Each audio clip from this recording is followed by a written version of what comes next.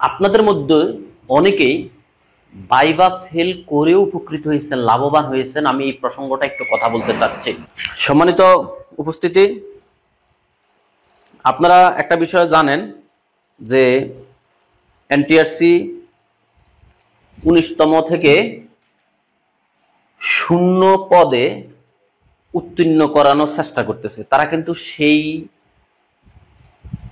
সিস্টেমে অগ্রসর হচ্ছে। কেন? আচ্ছা, প্রথমে এই কথাটা বলি, আপনি এখন যারা ভাইভা ফেল গেছেন তাদের কিন্তু ধারণা যে আমি যদি রিটেন ফেল দিতাম তাহলেই ভালো ছিল। যারা রিটেন ফেল গেছেন তাদেরও এরকম অনুভূতি ছিল, আমি যদি প্রিলিতেই বাদ পড়তাম সেটাই তো ভালো ছিল। রাইট, যদি আমি রিটেন ফেল দিতাম ভাইভা ফেল না গিয়ে আফসোসটা কম হতো। কারণ রিটেনের জন্য বিশাল পরিশ্রম, অনেক সাধনা দিয়ে রিটেনে অনেকে উত্তীর্ণ হয়েছেন। প্রথম কথা হলো, লাভবান আপনি কিভাবে হলেন? ধরেন আপনি ভাইভাতেও উত্তীর্ণ হয়ে গেলেন, ধরেন, কিন্তু আপনার রিটেন সার্টিফিকেটটা আপনি অল্প নাম্বার পেয়ে উত্তীর্ণ হলেন।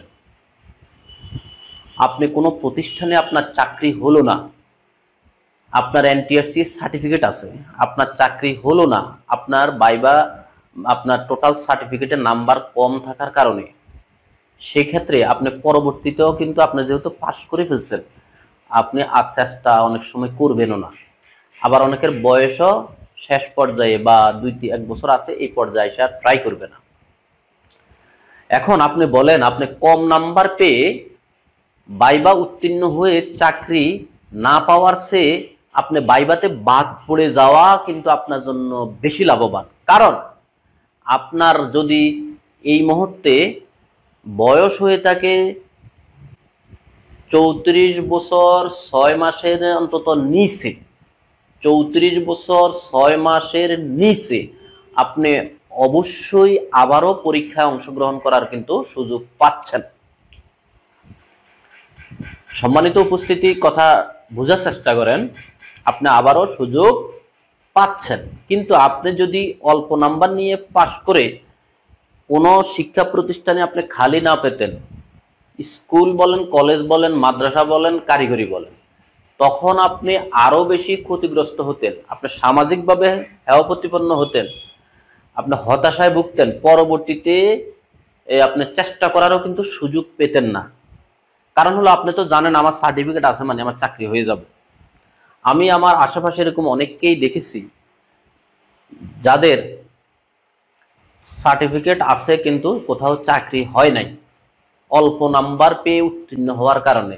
এখন তাদেরকে যখন জিজ্ঞেস করতাম তো আপনি আবার ট্রাই করেন নাই কেন, তারা বলে যে বেশিরভাগই আমি তো আর এই বিষয়টা অতটা উপলব্ধি করতে পারি না, আমি তো জানি আমার সার্টিফিকেট আছে, এক জায়গা না এক জায়গা হবে।